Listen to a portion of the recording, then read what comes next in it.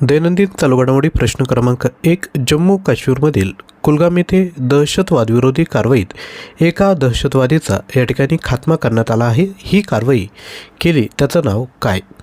उत्तर आहे ऑपरेशन अखल. प्रश्न 2.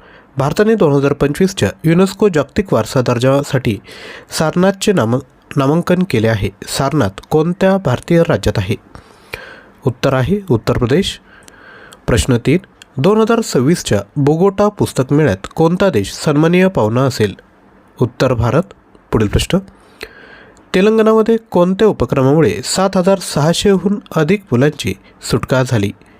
योग्य उत्तर आहे ऑपरेशन मुस्कान 11. तुमच्यासाठी प्रश्न आहे, खाली कमेंट करायचं आहे. महाराष्ट्राचा राज्यप्राणी कोणता आहे? कमेंट करा. आजचा व्हिडिओ आवडला असेल तर लाईक, शेअर आणि चॅनलला सबस्क्राईब करा. ऑनलाईन टेस्ट सरावसाठी प्ले स्टोअरवरून ज्ञानवंदन एज्युकेटर ॲप डाउनलोड करायचे. तसेच 5,000+ चालू घडामोडी प्रश्न संच हवा असेल तर 93 56 25 60 37 यावर व्हॉट्सअप करा. थँक्यू.